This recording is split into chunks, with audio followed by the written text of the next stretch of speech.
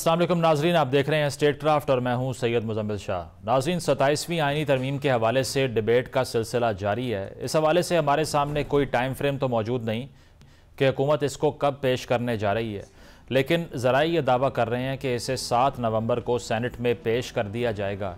इस वक्त national assembly में तो हुकूमत के पास 2/3 अक्सरियत मौजूद है, लेकिन सेनेट में हुकूमती इत्तेहाद के पास 2 से 3 वोट कम हैं। हुकूमत को सेनेट में इस वक्त 61 अरकान की हिमायत हासिल है, जबकि किसी भी मुजवज़ा तरमीम के लिए 64 वोट दरकार होते हैं। ऐसे में हुकूमत को JUI या PTI अरकान से राब्ते करना होंगे। इसके लिए हम 26वीं आईनी तरमीम की प्रैक्टिस देखें तो सेनेट में PTI का कोई रुकन मुनहरिफ नहीं हुआ था, लेकिन BNP के 2 सेनेटर्स ने हुकूमत को सपोर्ट किया था। लेकिन ये एक फैक्ट है कि हुकूमत 27वीं आईनी तरमीम पर इत्तफाक़ राय के हवाले से जो बयानियाँ बनाने की कोशिश कर रही है, इसमें इसको कई रुकावटों का सामना है। इस वक्त दोनों ईवानों में अपोजिशन लीडर्स की नशिस्तों का बर्डन भी हुकूमत को ही उठाना होगा।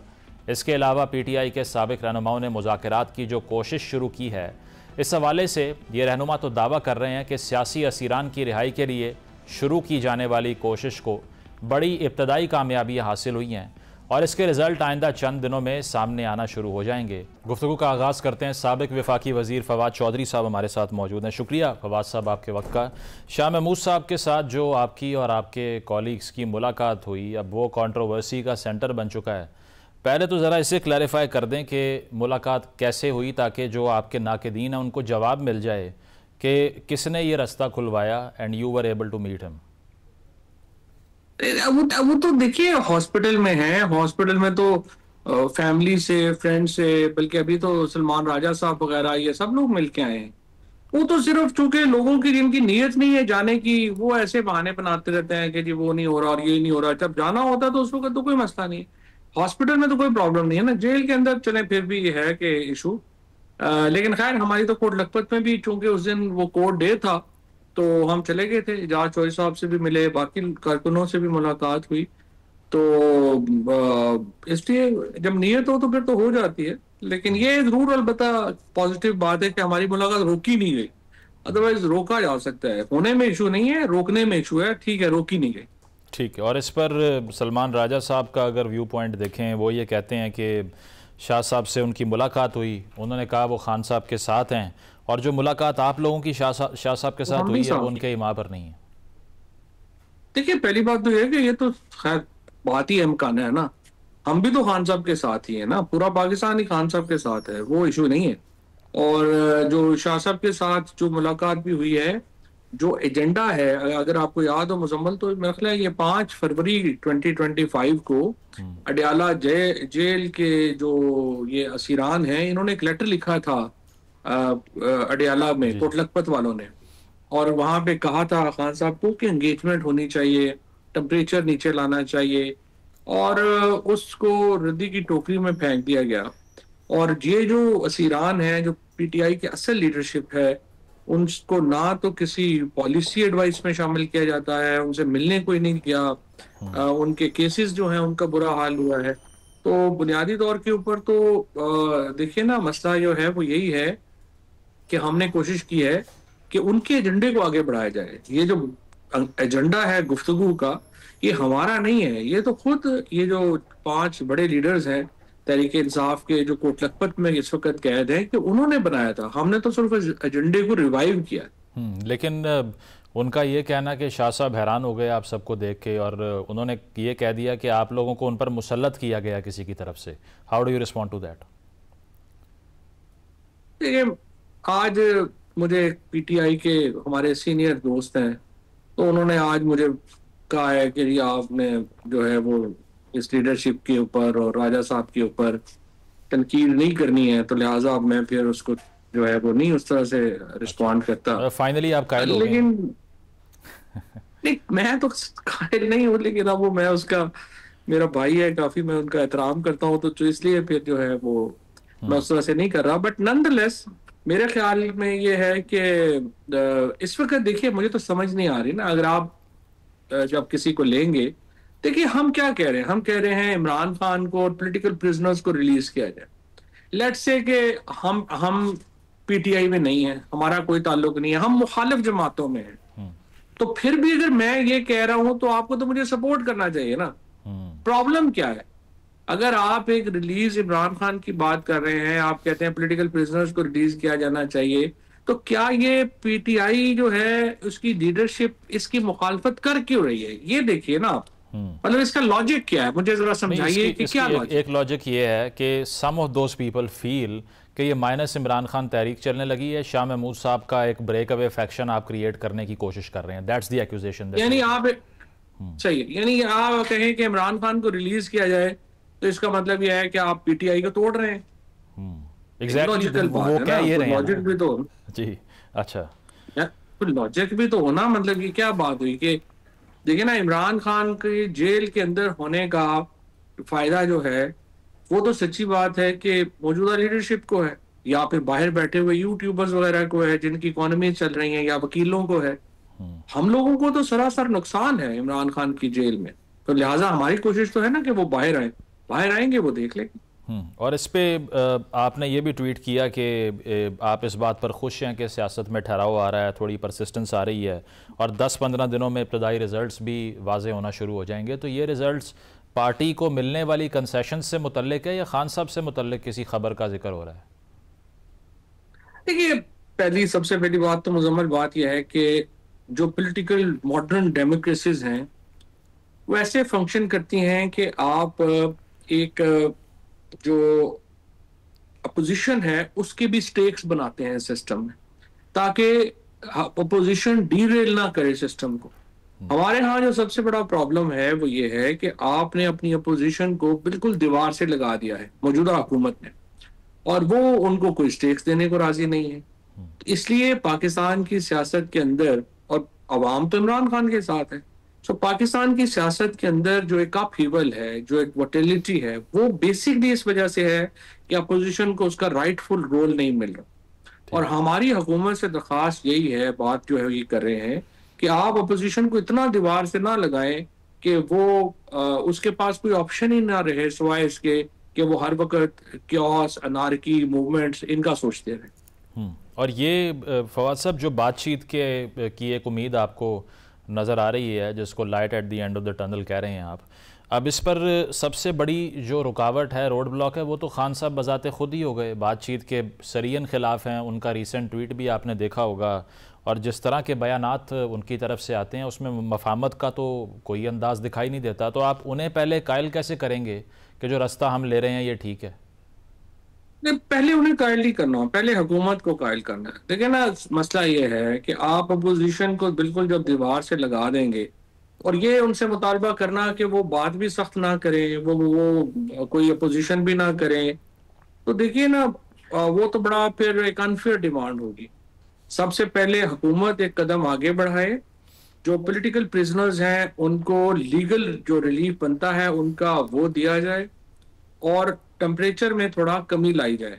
उसके बाद हम इमरान खान साहब से या पीटीआई से ये डिमांड कर सकते हैं कि अब आप एक कदम पीछे हटे और जो हुकूमत ने कदम बढ़ाया है उसको स्पेस जो है उनको अपनी बड़ी करने दें। अगर हम पहले ये तस्वर करें कि पीटीआई भी अपनी आखिरी चीज भी खत्म कर दे, रेजिस्टेंस भी खत्म कर दे और हुकूमत भी कुछ भी ना करे, तो फिर आप देखिए ना, ये तो बड़ी एक अनफेयर डिमांड हो। और जिस खत का आपने जिक्र किया, शाह महमूद साहब, एजाज चौधरी, यास्मीन राशिद साहिबा, सबके सिग्नेचर्स थे, उस पर अमल नहीं हुआ, उसको एक्सेप्ट भी नहीं किया गया, उस अप्रोच को अडॉप्ट भी नहीं किया गया खान साहब की तरफ से। तो आपकी शाह साहब से मुलाकात हुई, दोनों की अप्रोच में तो खासा फ़र्क है, ये गैप कैसे ब्रिज होगा? शाह साहब बिल्कुल कुछ और चाहते हैं, खान साहब कुछ और चाहते हैं। देखिए, अल्टीमेटली तो आपने एंगेजमेंट ही करनी होती है ना। हमारे कोई आपस के जो डिफरेंसेस हैं वो कोई इजराइल और हमास से बड़े तो नहीं है, तो अल्टीमेटली वो भी टेबल पे बैठे हैं और उनकी एक जो है वो फॉर्मूला निकला है। हम तो सारे बहरहाल पाकिस्तानी हैं और एक तनाव जो है वो डेफिनेटली है, लेकिन हमने इस तनाव में कमी लानी है, इसमें इजाफा तो नहीं करना। अच्छा, और इसके अलावा जो रीसेंट पॉलिटिकल डेवलपमेंट्स हैं, 27वीं तरमीम की बात शुरू हो गई बिलावल साहब के ट्वीट के बाद, और इस पे तहरीक इंसाफ का मौक़िफ़ तो यही है कि ये तो हॉरेबल डिटेल है, सलमान राजा साहब ने कहा, जो उनके ट्वीट से सामने आई है। तो इस पर अगर अब पीटीआई की इनपुट शामिल ही नहीं होगी, और जो आप जिस खदशे का इजहार कर रहे हैं कि हो सकता है मैस रेजिग्नेशन आ जाएँ, ये असम्बलियों से बाहर आ जाएँ, वो सलूशन होगा या गवर्नमेंट को पार्लियामेंट में टफ टाइम देना सलूशन है? देखिए, इशू ये है कि ये जो 27वीं तरमीम है, इसका तो अभी ड्राफ्ट हमारे पास है नहीं, लेकिन नॉनदलेस चूंकि पीटीआई इस पार्लियामेंट की हैसियत को ही तस्लीम नहीं करती, वो कहते हैं ये फॉर्म 47 की पार्लियामेंट है, तो जाहिर है कि वो इसका हिस्सा नहीं बनेगी। अब आप यहां से अगर पीटीआई को ज्यादा पुश करेंगे तो वो 100% रिजाइन भी कर देंगे, वो 100% लॉन्ग मार्च भी लेके आएंगे। उसके जवाब में हुकूमत जो है वो जो इकदाम करेगी वो हाई हैंडेडनेस के होंगे, वो गवर्नर रूल भी लगाएंगे, वो यहाँ पे जो है वहां पे यहाँ पे एक गोली लाठी की जो है पॉलिसी वो भी चलेगी। उसके नतीजे में पाकिस्तान के अंदर जो पॉलिटिकल टेम्परेचर है वो बहुत बढ़ जाएगा। और इस वक्त अफगानिस्तान खैबर पख्तूनख्वा के बॉर्डर के ऊपर जो एक सिचुएशन है उसमें भी हमें ये सिचुएशन को हेल्प नहीं करती। लिहाजा ये बहुत अहम है कि हम एक ऐसे रास्ते पे चलें जहां से कोई एक मिडिल वे निकल सके और पाकिस्तान को हम उस कैफियत से बचाएं जिसकी तरफ हम एक्चुअली सरपट दौड़ रहे हैं। हमारे लिए एक तो ये है कि हम घर बैठे रहें, कुछ भी ना करें, लेकिन हमारी अपनी जिंदगी ही नॉर्मल नहीं है। जो पाकिस्तान के अंदर हम लोग भी हैं, हम चाहते हैं कि टेम्परेचर नीचे आए। हम देखिए ना, 48 केसों का हम सामना कर रहे हैं, जो सारे लोग हैं वो बेचारे मुश्किल में हैं। वर्कर्स 34,000 वर्कर है तरीके इंसाफ का जो मुकदमों का सामना कर रहा है, और 90% के पास पाँव में पहनने की जूती भी नहीं। औरतें हैं बेचारी जो बाल बच्चों को छोड़ के उनका जो है वो इस वक्त खैबर पख्तूनख्वा में और कहाँ कहाँ है। सो जब तक ये सूरत हाल जो है वो नहीं बनेगी, जब तक हम टेम्परेचर को नीचे नहीं लाएंगे, उस वक्त तक ये तकलीफें जो हैं वो बढ़ती जाएंगी। लेकिन पीटीआई का भी नुकसान हो रहा है, मुल्क का भी नुकसान। बिल्कुल फवाद साहब, लेकिन रीसेंट पॉलिटिकल हिस्ट्री में हमेशा अगर कोई चेंज आया है पार्लियामान में भी या किसी का रिमूवल हुआ है, गिलानी साहब को देख लें, नवाज शरीफ साहब को देख लें, even vote of no confidence जो पीटीआई के अगेंस्ट हुआ, अगर सुप्रीम कोर्ट की डायरेक्शन ना होती कि वोट करवाएं आप, तो शायद इतना प्रेशर एग्जर्ट ना होता। अब आकर जो बैलेंस अदलिया क्रिएट करती थी पहले, वो तो एग्जिस्ट नहीं करता। आईनी बेंच बना, अब आईनी कोर्ट बनने वाली है, तो अदालत से तो फिर उम्मीद आप ख़त्म ही कर दें। फिर ये मैस मूवमेंट चला के आज तक कौन सी हुकूमत गिरी है जो इस बार सोहेल साहब आएंगे और गिरा देंगे इनको? अदालत से तो मुझे कभी भी कोई उम्मीद नहीं थी, क्योंकि मैंने हमेशा ये कहा है कि ये पॉलिटिकल क्वेश्चंस हैं, अदालतें इनका हल नहीं दे सकती। हमने बड़ा नुकसान किया है अपना। एक तो आप देखिए ना कि जो आपकी जुडिशरी जो है वो तबाह बर्बाद हो गई 26वीं तरमीम के बाद। मीडिया जिस किस्म की सेंसरशिप्स का सामना कर रहा है, पाकिस्तान में ओवरऑल जो इन्वायरमेंट है उसमें जो पीटीआई का लैक ऑफ पॉलिटिक्स है उसके ऊपर भी जिम्मेदारी आयद होती है। लेकिन प्राइमरीली जो इस वक्त गवर्नमेंट की पॉलिसी रही है हाई हैंडेडनेस की, उसने हमें ये दिन दिखाया है। और इसलिए अगर जब तक हुकूमत की तरफ से ये बात नहीं आएगी कि वो टेम्परेचर में कमी चाहते हैं, तो देखिए बात आगे नहीं बढ़ सकती। सिर्फ पीटीआई की ख्वाहिश तो काफी नहीं है, इमरान खान की ख्वाहिश काफी नहीं है। असल में तो हुकूमत की, एस्टैब्लिशमेंट की भी तो इसमें मर्जी शामिल होगी तो होगा ना, वरना तो नहीं हो सकता। अच्छा, और 18वीं तरमीम पे आपको लगता है कि करंट पीटीआई का एतराज़ करना जायज़ है? क्योंकि जब आप जिस काबीना में थे 2018 की गवर्नमेंट, खान साहब खुलकर कहते थे 18th अमेंडमेंट के प्रॉब्लम्स हैं, इसमें लूप होल्स हैं, सदारती निज़ाम को भी वो एडवोकेट कर चुके हैं। तो अब अगर यही सब हो रहा है तो एतराज़ किस बात का? नहीं, मतलब बात यह है कि सबस्टेंस पे तो सच्ची बात यह है कि अगर एस्टैब्लिशमेंट की जो प्रपोजल है टू रिव्यू 18th अमेंडमेंट, अगर कोई पाकिस्तान में नेशनल पार्टी उसको सपोर्ट करती है तो वो है ही पीटीआई। क्योंकि हम समझते हैं कि जो फेडरेशन है उसको कमजोर किया गया है ये तरमीम ला के, और इसमें कोई शुबा ही नहीं है कि 18वीं तरमीम में रिव्यू होना बड़ा जरूरी है। और स्पेशली ये जो लेके आए हैं एजुकेशन, हेल्थ वगैरह, ये ऐसे टॉपिक्स हैं जो बिल्कुल देखो, यूनाइटेड स्टेट्स जैसा मुल्क जो है, जो इतना ज्यादा एक फेडरल मुल्क है, वहां पर भी हेल्थ जो है वो फेडरल सब्जेक्ट है। तो पाकिस्तान में इन्होंने इसको नीचे करके बेड़ा गर्क कर दिया स्टैंडर्ड्स का, हॉस्पिटल्स का। इसी तरह से एचईसी आप देख लें, जिसको डिवॉल्व करके आपके सूबों ने जो यूनिवर्सिटियों का हाल किया वो आपके सामने है। सो इसमें तो सब्सटेंस में तो मेरा ख्याल है कि बड़ी सीरियस डिबेट होनी चाहिए तब्दीली की। मतलब ये सब्सटेंस का इशू नहीं है, ये मैनर का एग्री करते हैं। 100% 18th अमेंडमेंट की रिव्यू की फिलॉसफी जो है वो बिल्कुल सही है, और इसके ऊपर मेरा ख्याल है इमरान खान साहब का भी जहां तक मैं आपको बता सकता हूँ कि जो मेरी तवील बहसें हुई हैं बिल्कुल वो इसके हक में है।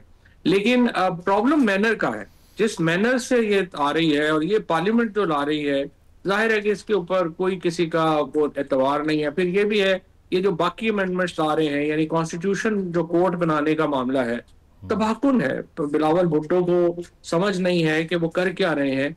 एक 8-10 जज ऊपर बैठ जाएंगे, वो पार्लियामेंट को बिल्कुल हॉस्टेज बना देंगे, और जबकि कोई हुकूमत को जरूरत भी नहीं है। कॉन्स्टिट्यूशन बेंचेस उन्होंने बना दिए हैं, वो उनका काम भी कर रहे हैं। सो कोई समझ नहीं कि क्यों बना रहे हैं, क्या कर रहे हैं, वजह क्या है। काफी आई थिंक इसके ऊपर तबाही कर देंगे ये parliament. It offends against the parliamentary form of government. अच्छा, और एक सवाल मुल्की सियासत से हट के, क्योंकि इंटरनेशनल पॉलिटिक्स पर भी आप नज़र रखते हैं। ज़ोरान ममदानी की विक्ट्री न्यूयॉर्क में, he is the youngest mayor of the city, और एक डेमोक्रेट पार्टी से, रूलिंग पार्टी के अगेंस्ट एक माइनॉरिटी कम्युनिटी का नौजवान का इलेक्ट हो जाना, जो प्रोग्रेसिव बात कर रहा है, जो सोशलिज्म की बात करता है वहाँ पे, तो कितना अरसा लगेगा पाकिस्तान को भी ऐसी कोई मिसाल सेट करने में जिसमें कोई माइनॉरिटी से उठे और प्रोग्रेसिव बातें करे और बड़े शहर से इलेक्ट हो जाए?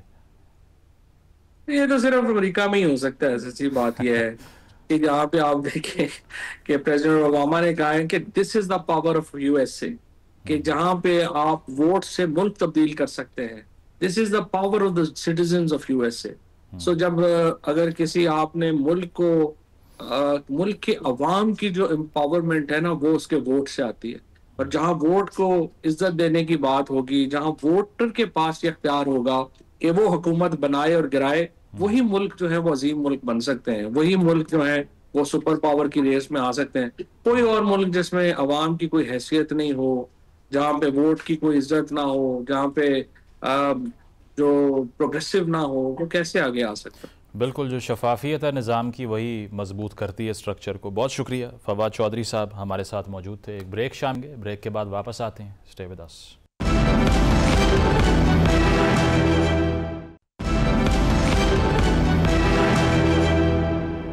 वेलकम बैक नाज़रीन। प्रोग्राम के दूसरे हिस्से में हम न्यूयॉर्क के मेयरल इलेक्शन की बात करेंगे, जहां एक नई तारीख रकम हुई। डेमोक्रेट उम्मीदवार ज़ोरान ममदानी 10 लाख से ज़ायद वोट लेकर, जो कुल वोट का 50% से ज़ायद बनता है, न्यूयॉर्क के पहले साउथ एशियन बैकग्राउंड के साथ साथ मुस्लिम मेयर मुंतखब हो चुके हैं।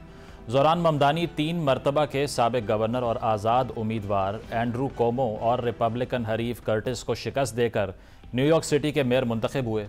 अब इन चैलेंजेस का जिक्र करें जिनका ज़ोरान ममदानी को अपनी इलेक्शन कैंपेन के दौरान सामना करना पड़ा। सदर ट्रंप और इलॉन मस्क इनके खिलाफ फ्रंट फुट पर दिखाई दिए। डोनाल्ड ट्रंप की तरफ से इन्हें कम्युनिस्ट और इनके मुंतखब हो जाने की सूरत में न्यूयॉर्क सिटी के फंड्स रोकने की धमकी देते रहे। कई लोगों ने इन पर एंटी सेमिटिक होने के इल्ज़ामात लगाए। इन्हें इस्लामोफोबिया का सामना करना पड़ा। मुख्तलिफ मीडिया हाउसेज ने उनकी मुखालिफत की। न्यूयॉर्क पोस्ट जैसे अखबारात ने उन्हें हमास का खुफिया हथियार करार दिया। इनको अपनी डेमोक्रेटिक पार्टी के कई रहनुमाओं की तनकीद का भी सामना करना पड़ा, और ये तासुर पैदा हुआ कि वो अपनी पार्टी के अंदर एतदाल पसंद और तरक्की पसंदों के दरमियान फासले पैदा कर रहे हैं। बहरहाल, एक बड़ी मुखालिफत और मुश्किलात के बावजूद ज़ोरान ममदानी का न्यूयॉर्क जैसे शहर, जिसकी मैशत $2 ट्रिलियन से ज़ायद है, से मुंतखब होना एक बहुत बड़ी तब्दीली है। एक ख्याल में ये कहा जाता है कि डोनाल्ड ट्रंप के बाद अब अमेरिका में भी प्रोग्रेसिव पॉलिटिक्स के दरवाजे बंद हो चुके हैं। ज़ोरान ममदानी के मुंतखब होने के बाद इस बयानिए की नफ़ी हो चुकी है। अब देखना यह है कि वो अपने रेंट फ्रीज और फ्री बसेस जैसे एजेंडे पर प्रैक्टिकली कितना काम कर पाएंगे। लेकिन शायद न्यूयॉर्क सिटी की पॉलिटिकल कन्फ्रंटेशन में अभी भी कमी नहीं आएगी, क्योंकि डोनाल्ड ट्रंप इमिग्रेशन पॉलिसी को बेस बनाकर न्यूयॉर्क में भी इन इक़दामात की तरफ जा सकते हैं, जो इससे पहले वो शिकागो या दूसरी प्रो डेमोक्रेटिक स्टेट्स में नाफिज कर चुके हैं। और आने वाले दिनों में ज़ोरान ममदानी को किन चैलेंजेस का सामना करना पड़ेगा, इस सूरत हाल पर गुफ्तगू का आगाज़ करते हैं। नसीम सदीकी साहब ज्वाइन कर रहे हैं, तजिया निगार हैं, और न्यूयॉर्क से सहाफ़ी फैसल अली शाह भी हमारे साथ मौजूद हैं। आप दोनों का बहुत बहुत शुक्रिया। नसीम साहब, आपसे आगाज़ करूँगा। पहले तो आपने एंटिसिपेट किया था कि ज़ोरान की विक्ट्री जो है वो इस्टेब्लिश हो जाएगी, क्योंकि अमेरिका जैसी जगह जहाँ पर सोशलिस्ट आइडियल्स किसी के हों तो उसके लिए तो स्पेस कम ही होती है। बर्नी सैंडर्स की मिसाल भी हमारे सामने है। तो पहले उनका नॉमिनेशन जीतना, फिर मेयर बन जाना, सरप्राइज़ किया इसने आपको? देखिए, मुझे तो ज़्यादा सरप्राइज नहीं हुआ क्योंकि मैं ट्रंप का जब इलेक्शन था लास्ट ईयर प्रेसिडेंसी का, तो मैं न्यूयॉर्क में मौजूद था, और वहाँ पे मैंने देखा कि जो मुस्लिम कम्युनिटीज़ हैं उन्होंने भी बहुत बड़ी तादाद में ट्रंप को वोट दिया था, और कहा जा रहा था कि स्विंग वोट्स जो है, जो कॉन्स्टिट्यूंसीज वो फैसला करेंगी, और वहाँ से ट्रंप को वोट मिला था। तो दुनिया में आप देखें कि कहीं पे भी चले जाए तो मुसलमानों की बहुत बड़ी तादाद मौजूद है, सिर्फ पाकिस्तानी नहीं बल्कि दुनिया भर के जो मुसलमान हैं। बस आप लंदन की मिसाल ले लें कि लंदन में सादिक खान जो तीसरी दफ़ा जो है लंदन के मेयर मुंतखब हुए, यहाँ पे बहुत बड़ी कम्युनिटी है। न्यूयॉर्क में भी मुसलमानों की बहुत बड़ी कम्युनिटी, और जो अमेरिकन हैं वो भी जो वोट देते हैं वो इस चीज को देखते हैं कि कौन मुनासिब शख्स मौजूद है। अगर वो वहाँ का बॉर्न है या वहाँ रहता है या वहाँ के लिए काम कर रहा है, तो वो ये नहीं देखते कि वो किस मजहब से उसका ताल्लुक है, वो उसको वोट देते हैं। और मुझे कोई सरप्राइज नहीं हुआ, मुझे पूरी उम्मीद थी कि ममदान जो है वो न्यूयॉर्क के मेयर मुंतखब हो जाएंगे। दुनिया में आपने देखा कि बहुत बड़ी चेंजेस इस किस्म की आती हैं। लोग तो कहते हैं कि इस्टेब्लिशमेंट को पसंद नहीं है, लेकिन इस्टेब्लिशमेंट को पसंद हो या ना पसंद हो, जो लोगों की आवाज होती है, जो लोग जिनको वोट देते हैं, तो वही कामयाब होते हैं। और मेरे ख्याल से ममदानी जब मेयर का ओहदा संभाल लेंगे और परफॉर्मेंस अपनी देंगे तो देखेंगे कि वो आइंदा भी मुंतखब हो जाते हैं। तो दुनिया में चेंजेस नसीम साहब, एक फ़र्क ये रहा है ना अमेरिका और यूरोप का या ब्रिटेन का कि कंजर्वेटिव वोटर की तादाद ज़्यादा है, इसीलिए अमेरिका ने आज तक किसी खातून को भी सदर नहीं बनाया, जबकि डाइवर्सिटी ज़्यादा आपको यूरोप में बाकी जगहों पे दिखाई देती है। तो ये एक फैक्टर रहा है हिस्टोरिकली जो कि अब आपको लगता है कि तब्दील हो रहा है ज़ोहरान की विक्ट्री के साथ। जी जी बिल्कुल, ये तो बहुत बड़ी तब्दीली ना। आप देखें कि प्रेसिडेंट ऑफ यूएसए जो एक किस्म के दुनिया के प्रेसिडेंट कहलाते हैं, उनकी मुखालफत थी। उन्होंने सादिक खान के लिए भी जो लफ्ज इस्तेमाल किए थे अपने बरतानिया के दौरे पे, वो सब ने सुने थे। और ममदान के खिलाफ भी उनकी जो है वो लफ्जी गोलाबारी जारी थी, लेकिन पब्लिक ने उसके अगेंस्ट वोट दिए। ये पब्लिक की विल है, और ये तब्दीली यूरोप से निकल के अब जो है वो अमेरिका की ऐवानों में भी आती जा रही है। तो मेरे इसी वजह से ममदान कामयाब हुए। ठीक है फैसल साहब, ये जिस विक्ट्री की हम बात कर रहे हैं, यकीनन अब ज़ोहरान ने पॉलिसी जो अपनी अनाउंस कर रखी है उस पर वो कितना अमल करते हैं, that is yet to be seen. But ये पोलराइजेशन तो एग्जिस्ट करती है ना। अगर यहाँ भी 50-40 का रिजल्ट है और ट्रंप इस तरह के बयानात भी दे चुके हैं कि वो डिपोर्ट कर देंगे ज़ोहरान को और साथ साथ ख़ासी तनकीद करते रहे हैं, तो ये सिर्फ मीडिया की कंजम्पशन के लिए था या ट्रंप वाकई एक बड़ी ऑब्स्टिकल बन सकते हैं ज़ोहरान की जो एडमिनिस्ट्रेशन है उसके लिए भी? बिल्कुल बन सकते हैं, थैंक यू वेरी मच। असल में इस वक्त ट्रंप साहब जो रिसेंट एग्जांपल्स दे रहे हैं, जिस तरह से उन्होंने शिकागो में किया, लॉस एंजलिस में किया, जो नेशनल गार्ड की डिप्लॉयमेंट की हाल से जिस तरह से उन्होंने आउट ऑफ द नो वे उन्होंने जाकर चीजें की, तो वो तो उनका ये तरीका है कि वो डंडे के जोर पर चीजें करने का एक हुनर रखते हैं। लेकिन उसमें प्रॉब्लम ये होती है कि रिएक्शन आता है। इस वक्त भी आपके सामने है कि अमेरिका में शटडाउन चल रहा है, और ये सारी सदर ट्रंप की जमात की आप हटदर्मी कर लें, उसकी वजह से ये सिलसिला बना हुआ है। तो यकीन तौर पर टफ टाइम होगा। लेकिन न्यूयॉर्क बड़ा डिफरेंट है। जो रात को हमने विजुअल्स देखे हैं, मैंने अपने कानों से यहाँ पर तकबीर के नारे भी सुने और फ्री पैलेस्टाइन के नारे सुने। यहाँ एस्टोरिया क्वींस में, जहाँ इस वक्त मैं हूँ, जहाँ ममदानी ने अपनी तहरीक का, अपनी इस कैंपेन का आगाज किया था, तो रिएक्शन अगर ट्रंप साहब की तरफ से है, एग्रेशन है, तो उसको मल्टीप्लाई बाई 1000 कर लें बेशक आप, इतना ज्यादा एग्रेशन है लोगों में। और ये लोग स्पेस ढूंढ रहे थे, ये स्पेस इन्होंने 7-8 महीनों में सदर ट्रंप ने खुद इन लोगों को दिया है। जिस तरह का उनका कंडक्ट था लोगों के साथ कि वो ज़ोहरान ममदानी जैसे लोगों को लोग सपोर्ट करें, क्योंकि ममदानी साहब तो बात कर रहे हैं लोगों की, लोगों को तो उनकी रोजमर्रा की जिंदगी में चीजों में जो है वो आसूदगी चाहिए। तो यस, ऑब्स्टेकल जो है वो बनने की वो कोशिश करेंगे, लेकिन न्यूयॉर्क एक डिफरेंट चीज है, यहाँ वो उसको सस्टेन नहीं कर सकेंगे। यहाँ ममदानी साहब बड़े स्ट्रांग हैं और उनके जो लोग हैं वो बहुत ज्यादा कमिटेड भी नजर आ रहे हैं। तो ये जो अमेरिका का एक नैरेटिव स्विंग होता है हमेशा से कि जो भी मुखालिफ है, बर्नी सैंडर्स पे भी ये इल्ज़ाम लगे कि ये दरअसल मार्क्सिस्ट है, ये कम्युनिस्ट है, अगर ये आ गया तो ये तो अमेरिका को बर्बाद कर देगा। और ये CBS 60 मिनट्स में भी कहा डोनाल्ड ट्रंप ने कि हम किसी डेमोक्रेट को तो बर्दाश्त कर लेंगे, किसी कम्युनिस्ट को बर्दाश्त नहीं कर सकते, क्योंकि वो तो हमारा जो निज़ाम है, जो मैशत है, उसकी फ़िलासफ़ी से ही एग्री नहीं करता। तो ये इल्ज़ामात कायल कर लेते हैं वहाँ के रिपब्लिकन या राइट विंग माइंड को, या अब डोनाल्ड ट्रंप पे वो ट्रस्ट नहीं है लोगों का? क्योंकि अभी रिसेंटली जो सर्वे आया तो बताया ये जा रहा है कि पॉपुलैरिटी उनकी लोएस्ट पे है जब से वो इलेक्ट हुए हैं। जिस तरह के वो मेयर्स ले रहे हैं उसमें क्लियर कंट्रडिक्शन है। एक तरफ उन्होंने लोगों को, अमेरिका के लो इनकम लोग जो बहुत ज्यादा सफर कर रहे हैं इस वक्त, उनको फूड स्टैम्प से महरूम रखा हुआ है। दूसरी तरफ वो मशकूक किस्म की फंडिंग से व्हाइट हाउस का कोई ऐसा भी डिमोलिश कर रहे हैं, पेंटागन को भी फंडिंग कर रहे हैं। तो उनकी बातों में बहुत कंट्रडिक्शन है। मैं खुद कई कमेटीज में गया हूँ। ये चाइनीज कम्युनिस्ट पार्टी वाला मामला ऐसा ही है जैसे पाकिस्तान में इसराइल के मामले पर बहुत ज्यादा सियासत होती है, वो दिखाकर बहुत सारी जज्बाती बातें की जाती हैं। लेकिन जैसे टिकटॉक का मामला भी हुआ, जाहिर है कि चाइनीज चीज थी, लेकिन लोगों का इतना ज्यादा इंटरेस्ट था कि लोगों ने अपने बिजनेसेस के लिए और अपने यूजेज के हवाले से और इंटरेस्ट के हवाले से उसको सिक्योर करवाया और ट्रंप मजबूरन उन्हें मानना पड़ा। तो ये सिर्फ दिखाने का एक हथियार है। इससे लोग बहुत ज्यादा कन्विंस नहीं हो रहे हैं अब, क्योंकि लोग समझ चुके हैं कि मार्केट प्लेस बहुत ज्यादा रिलाई करती है चाइना पर, बहुत ज्यादा कनेक्टिविटी है चीजों के हवाले से चाइना के ऊपर। तो ये इन्फ्लुएंस होने वाली कोई बहुत ज्यादा बात नहीं है। और फिर जाहिर है इस वक्त अमेरिका की अंदर की सूरत हाल आप देखें तो उसकी वजह से तो कोई बिल्कुल भी कन्विंस नहीं होगा कि ममदानी साहब फौरन आकर जो है वो चाइनीज कम्युनिस्ट पार्टी की तरह वो सारा कम्युनिज्म चला देंगे। क्योंकि ट्रंप साहब कर क्या रहे हैं इस वक्त लोगों के साथ, वो मैटर करता है। वो कर ये रहे हैं कि लोग अब दूसरा महीना है, जो जरूरतमंद लोग हैं, लो इनकम लोग, वो सफर कर रहे हैं। तो इसमें तो कोई नहीं कन्विंस होने वाला ऑब्वियसली। ठीक है, प्रोग्राम में एक ब्रेक शामिल करते हैं, ब्रेक के बाद वापस आएंगे। Stay with us.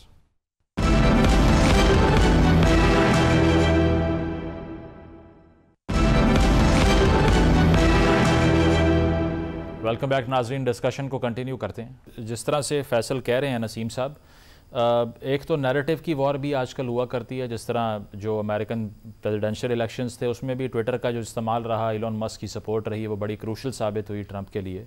लेकिन इस स्टेज पे जो डिफीट है, अब ट्रंप उस पर ये कह रहे हैं कि एक तो मैं बैलेट पर मौजूद नहीं था, ये वजह है रिपब्लिकन्स के हारने की, और दूसरी शट डाउन है। आपको लगता है कि यही वजूहत हैं ट्रंप की पॉलिसीज से, उनके बिहेवियर से, या जिस तरह के डिक्टेटोरियल मेजर्स लेने का उन पे इल्ज़ाम है उसका कोई ताल्लुक नहीं है रिपब्लिकन्स की डिफीट से? बड़ा अच्छा सवाल किया आपने। देखिए, दुनिया में तब्दीली आती जा रही है और जो मीडिया से सारी बात बाहर निकल के सोशल मीडिया के ऊपर चली गई है, और सोशल मीडिया एक बहुत बड़ी पावर बन चुकी है। ट्रंप के इलेक्शन में नो डाउट मीडिया का बहुत बड़ा किरदार था, सोशल मीडिया का। लेकिन वहां पे ये चीज भी थी कि कैमला हैरिस जो कैंडिडेट थी उनको कोई ज्यादा जानता नहीं था, मतलब उन्होंने कैंपेन कोई लॉन्गर पीरियड के लिए नहीं की। अगर बाइडन ही मौजूद होते तो शायद डिफरेंट रिजल्ट्स आते। लेकिन क्योंकि ट्रंप को एक एज ये हासिल था कि वो बड़े अरसे से उन्होंने अपनी कैंपेन शुरू कर दी हुई थी, जबकि कैमला हैरिस ने बहुत लेट अपनी कैंपेन शुरू की। डिसीजन लेते लेते बहुत देर लग गई थी उनको प्रेसिडेंशियल कैंडिडेट बनाने के लिए।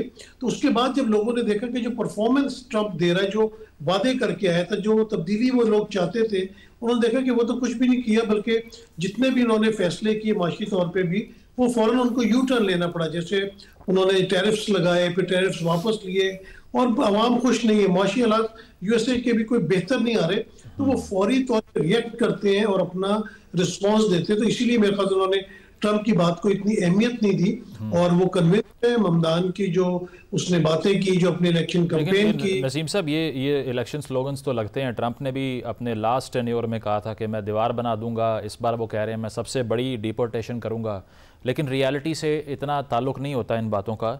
अब आकर अगर ज़ोरान भी ये बात कर रहे हैं कि वो ऑफिस के जो रेंट्स हैं उनको फ्रीज़ कर देंगे, वो ट्रांसपोर्ट को फ्री कर देंगे, इसके अलावा वो चाइल्ड केयर का जो दायरा कार है उसको वसी करेंगे, और जो ग्रोसरी स्टोर्स हैं वहाँ तक उनकी पॉलिसी जो है वो एक्सटेंड करती है। तो एक ऐसा मुल्क जहाँ वो अमीर पे टैक्स ज़्यादा करने की बात कर रहे हैं, जो कि बनाया ही उमराने हैं, क्योंकि उसको लीड भी बिजनेसमैन करता है और उसकी इकॉनमी की बड़ी कंट्रीब्यूशन भी वही वेल्थ गैप के ज़रिए आती है, इलॉन मस्क से आती है या जेफ बेजोस से आती है।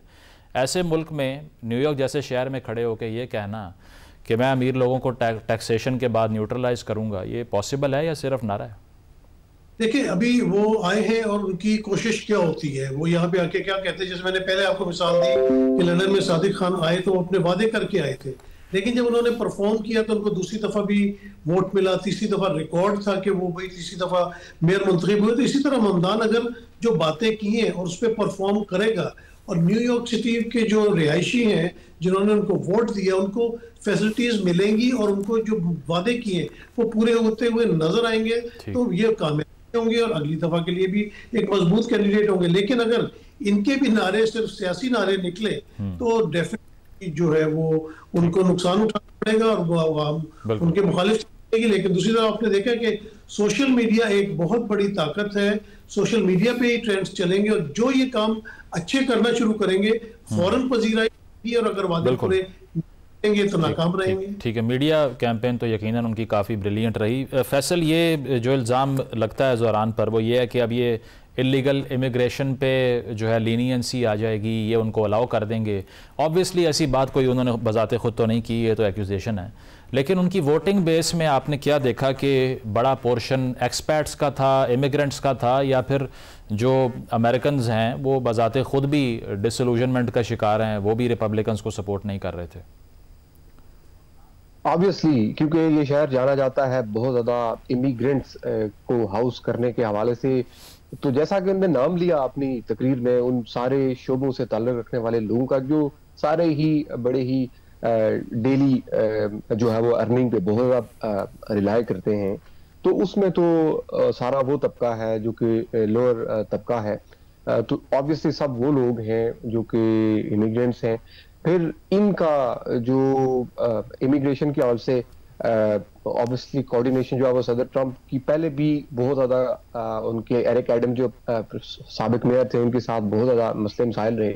और जब एरिक एडम्स तावन नहीं कर रहे थे न्यूयॉर्क में कि आइस जो है वो पुलिस को आइस के साथ जो है वो कोऑर्डिनेशन करे, जो बंदे पुल ओवर हूँ या अरेस्ट हूँ उनका डाटा शेयर किया जाए, तो एरिक एडम्स जो है वो रेजिस्ट कर रहे थे, तो उनकी केसेस खुलवा दिए थे सदर ट्रंप ने। और इस वक्त भी अगर आप देखें पिछले महीने में जो न्यूयॉर्क के अटॉर्नी जनरल है उनके खिलाफ ट्रंप ने केसेस खुलवाए। तो ट्रंप यहाँ सियासी चीजें कर लेते हैं। अब इनके बारे में तो उन्होंने कहा हुआ कि वो इन्हें टफ टाइम देंगे, इनका इमिग्रेशन का कार्ड करवाएंगे, लेकिन यहाँ ऑब्वियसली सदर ट्रंप अगर फेडरल फंडिंग बंद करेंगे, इनके साथ बहुत ज्यादा यानी पर्सनल होने की ऑब्वियसली हम कह सकते हैं कि कोशिश करेंगे, तो इनमें भी फिर ताबन नहीं करना, क्योंकि अल्टीमेटली ये मेयर के ऊपर होता है कि वो अपनी पुलिस को इजाजत देता है कि आप आइस के साथ कोऑर्डिनेट करें या नहीं। यही क्योंकि सिनेरियो हमने वाशिंगटन डीसी में देखा, वहां मेयर शुरू में उनके बारे में था कि वो ताबन नहीं करेंगी, लेकिन मजबूरन उन्हें करना पड़ा।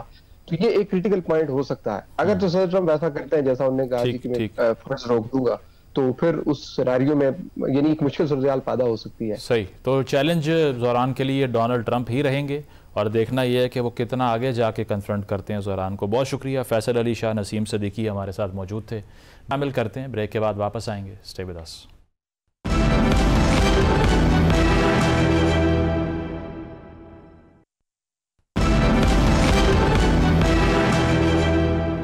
प्रोग्राम आपने मुलाहिज़ा किया, फीडबैक ज़रूर दीजिएगा। इजाज़त दीजिए, अल्लाह हाफ़िज़।